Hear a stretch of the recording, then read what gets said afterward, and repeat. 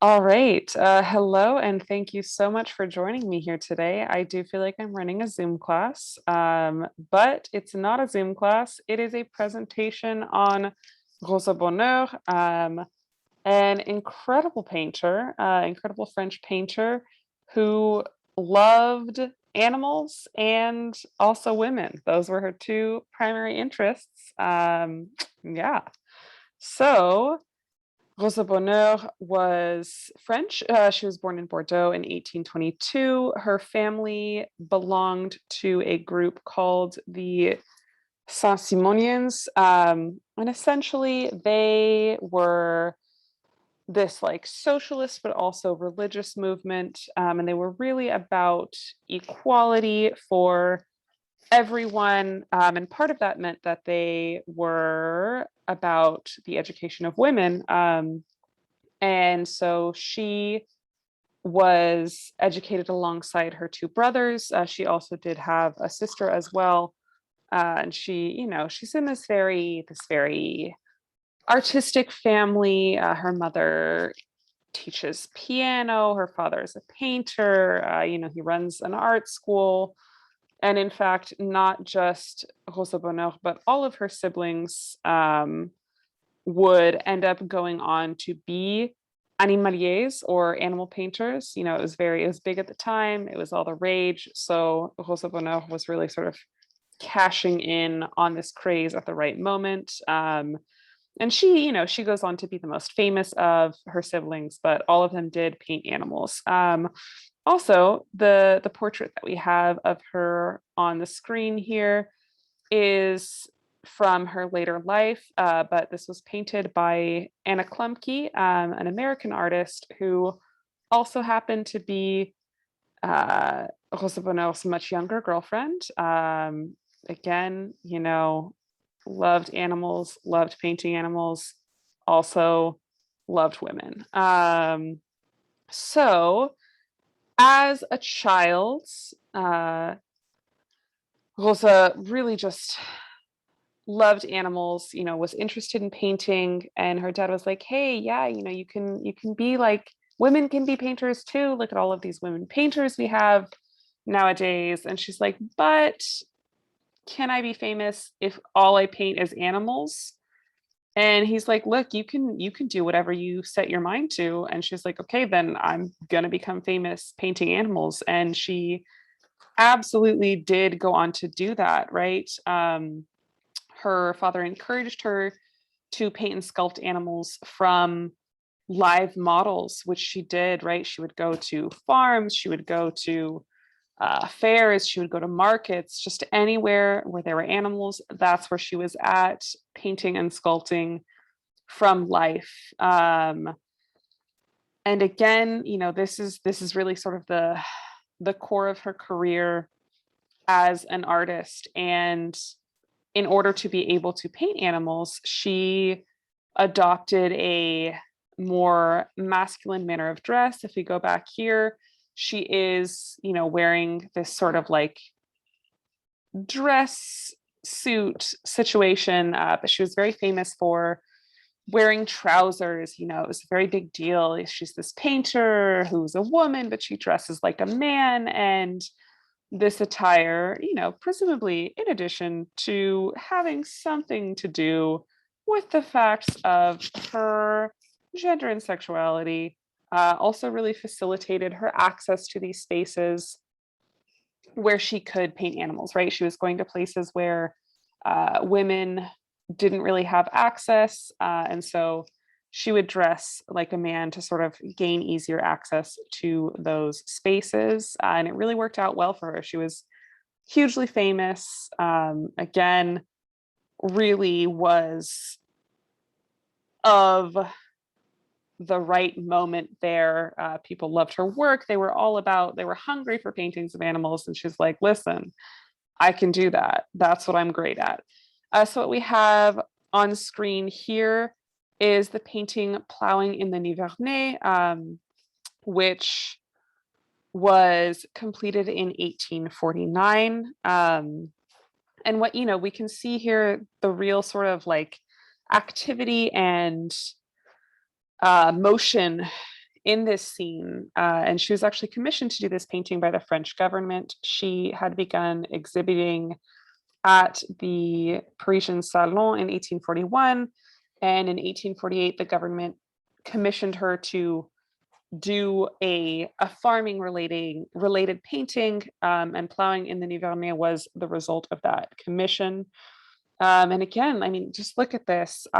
We have these beautiful oxen. They are just on the move. We do have some human figures here, but they're really not the focus, right? Like these oxen are just hard at work, but we have this beautiful, uh, not quite pastoral scene, but we have this scene where the animals and the nature is absolutely the focus of the painting, and that was very, very typical of Bonheur's work. So here we have an even more famous painting of hers, the Horse Fair. This is sort of her like masterwork. This is kind of the painting with which she is associated, plowing in the Nivernais as well, but especially the Horse Fair. It is quite large. We're not talking quite life-size horses here, but they are pretty gosh darn big horses. And this painting is really noteworthy for a lot of things, right? We have this beautiful blending of the light and the dark. We have this blend of different styles at play here. We just have a lot of movement and motion. And again, this is the sort of space that she was able to enter more, unassumingly and without drawing a lot of attention to herself by dressing in trousers and, in doing so, not attracting as much attention to herself as a woman. But again, we've got just these like powerful horses, we've got these big, strong legs, we've got these heads just tossed back, the manes are flowing, the eyes are rolling. And again, we have people here, but everybody knows you go to the horse fair to see the horses. Who cares about these people? Other than the fact that, they do really allow Bonheur to showcase another feature of her phenomenal talent here. So we also have, I'm so sorry, this painting just makes me laugh. I think it's just very charming. We have this painting of Brizo, a shepherd's dog, and I just love this very goofy little friend here. We've got these sweet little eyes, and this funny little fur. But again, we have just this very like loving hand that Bonheur lends to all of her animal subjects, right? Like the painting them and sculpting them as well, but primarily painting them really was her passion. But people are very, very interested in Bonheur's manner of dress. She is sort of this very, very, very interesting early example of an out lesbian. She was very famous for wearing trousers, and also, people are like, hey, like she's like, is she like, we don't have the word lesbian yet, but like she's like a lesbian, right? And yes, she was very open about this, or as open as you could be in the 1800s, but in some ways perhaps more open than she could have been perhaps a century later, because people again didn't really know what a lesbian was yet, so they're kind of just like, sure, we don't know what to make of you, so we're just rolling with it. And it's very interesting to read about what her contemporaries take on both her art and manner of dress was. Louisa May Alcott actually wrote about Bonheur, and she actually compared Rosa Bonheur's work in comparison with that of her brother, Jules Bonheur, who was also an animalier. And she basically says that Bonheur's work beats out her brother's, and she's like, this is much better than the more delicate, even uncertain style of her brother, Jules Bonheur. And she says that a stranger seeing the two canvases side by side would unhesitatingly select hers as the work of a man. So again, we have this sort of conflation of the masculinity of Bonheur's dress with a perceived masculinity in her work as well. People just love to talk about this. And, I can't count myself out of that because here I am talking about it as well. But we have this portrait here by Edouard Louis Dubuff, which is colloquially known in English as Rosa Bonheur with Bull, but the original title is Portrait de Marie Rosalie dite Rosa Bonheur. And the sort of perhaps apocryphal, but generally accepted source of the subject matter of this painting is the fact that Bonheur wrote that, pardon me, thank you. She basically was like, I hate men. Men are useless. And she has there's this very famous quote where Bonheur is seen with a married male friend, and another guy is like, "Hey, like, doesn't his wife like get mad when you hang out with him? Like, isn't that kind of inappropriate?" And she's like, no, bro, I'm gay." But what she actually says is, "The fact is, in the way of males, I like only the bulls that I paint." And so that is sort of accepted as the reason for which Dubuff painted this portrait of her chilling with a bull that she is painting, right? She's like, no men allowed except for male animals. Male animals are cool, but other than that, it's a no. And so again, she was quite open about her orientation at the time. She had a lifelong partner, Nathalie Mika, and they met in early childhood. They ended up living together for decades, and Mika's family was actually very supportive of this. Her father on his deathbed is like, "Okay, like, the two of you are gonna stay together, right? Like, you have to take care of each other now that I'm dying." Um, and so this is just sort of accepted and kind of a fact of her life and part of who she was. Sadly, Nathalie Mika did suffer from some health issues, and so later on she died. And Rosa Bonheur is very heartbroken. She's alone, but what happens? But this woman who is now in her 70s meets this rather younger woman, certainly an adult woman, like this our new friend here. This is Anna Klumpke. She's thoroughly in middle age, but Rosa Bonheur is more than 30 years older than her. But they meet, and it's just very fascinating to read about their relationship because they were just sort of very smitten with each other very quickly. And Anna Klumpke, seeing this like hot 70-year-old woman is like, oh no, she's hot, but I live in Boston. So she heads back to Boston, and Rosa Bonheur is like, hey, you live in America. Please bring me back some sagebrush so I can paint a more realistic scene of the American West. And Anna Klumpke is like, okay, like, I do live in Boston. Sage doesn't grow there, but she actually does end up bringing back some sagebrush anyway, because that's what you do when you're trying to impress a hot septuagenarian. And they have just this very beautiful love story. Klumpke ends up being her portraitist and her biographer. Again, if we go back here, we have this beautiful portrait of Bonheur by Klumpke. But Bonheur and Klumpke, unlike Bonheur and Mika, did not have a very long time together before Bonheur's death, but they considered themselves married. It's all incredibly romantic. I mean, it's just pretty unbelievable stuff, just stuff to make you believe in love.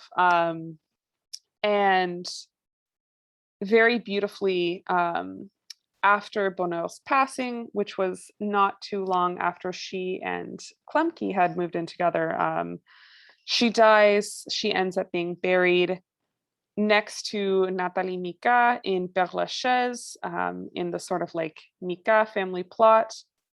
But so Anna Klemke outlives Bonheur by 46 years, but 46 years later, Anna Klemke dies as well, and her ashes end up being placed next to Rosa Bonheur's. And so there's this very beautiful I don't know, just sort of poetry there, right? Of the fact that Bonheur is buried with both of the great loves of her life. And Bonheur's tombstone is inscribed with the words "L'amitié c'est l'affection divine," or friendship is divine affection, which is that's I just think a very beautiful way to describe that. And Bonheur and Klumpke actually, were very open about Bonheur's past relationship with Mika, and they both really accepted this, and this sort of idea that like with love, there's always room for more, and so it's just really quite beautiful. But I just have to say that in doing research about our dear friend Rosa Bonheur here, I mean, I'm a big fan now. I'm totally convinced I am a teacher, but I'm like, you know what? I'm gonna stop being a teacher and I'm just gonna go research Rosa Bonheur for the rest of my life. I'm pretty sure that's my new job. And I found this pretty incredible primary source where a journalist, Adrian Marks, goes to basically he just he just shows up at Bonheur's house because he wants to see her wearing trousers, because everybody wanted to see her wearing trousers because that was the thing that you did. And Rosa Bonheur would often she was much more willing to let female visitors see her in trousers, and just get her flirt on. But sometimes with male visitors she'd be like, nope, I'm gonna go put on a skirt. And sometimes they would be very upset because they're like, but I came here to see you because you dress like a man. She's like, okay, well, I also like to wear dresses, so you can see me wearing a dress. But this particular journalist, Monsieur Adrian Marks, uh, gets his wildest wishes fulfilled, because he comes up, he sees this figure. I'm just going to read it for you because it's just incredible. It says, he saw before him a little frowning fellow shielded from the sun by an enormous straw hat. Stooping, he observed a beardless, bronzed face lit up by two brown eyes of ordinary size. The nose was fine, the mouth large, showing in its hiatus two superb rows of teeth. Long hair hung wildly upon the shoulders. The masculine figure said petulantly, "Who are you? Whence do you come, and what do you want?" The petulant one lifted his blouse, and there's this emphasis there that this is a man that we've encountered, right? The petulant one lifted his blouse and thrust his hands into the pockets of his gray velvet breeches. But then, of course, we figure out that this is not, in fact, a man, and that this is, in fact, Rosa Bonheur, because Monsieur Marx is like, I'm here and I'm trying to find Mademoiselle Bonheur. And this little masculine figure says, "Look at her then," and lifts her enormous straw hat to reveal the fact that it was her all along. And the journalist is just very excited, and Bonheur is like, "Okay, well, as long as you're here, you get to help me shear the sheep." And he just hangs out while she shears 10 sheep because she's like, listen, man, I've got work to do. I'm here on my farm and I love animals. And I guess you can see me wearing my trousers, but I also have to shear the sheep. And she has this very, very wonderful quote, where she says, "The only thing I do understand is rearing cattle. I was born to be a farmer, but fatality made me a painter. I am out of my true vocation." And so we really see again this lifelong love of animals, which is what allowed her to create these absolutely stunning scenes, right? So we just have this wonderful, wonderful artist who just loved animals so much, and made a career of it. And I just think that that is really beautiful. So that's just a little bit of a little tiny bit of a preview about Rosa Bonheur. If you would like to read my extended thoughts, please let me know. I do have just a research paper that is probably too long, but full of all of the fun facts about Rosa Bonheur. And I just want to be sure to cite my sources here. Big thanks to the writers, Britta C. Dwyer, again, our friend Monsieur Adrian Marks, Olga S. Ottfell, Wendy Slatkin, Gretchen Van Slyke, and Jordi Viguet. No thanks to Albert Boehm, who never met a lesbian in his life and just could not for the life of him understand what was going on with Rosa Bonheur and her sense of dress, but did provide some pretty hilarious fodder in the researching of this paper.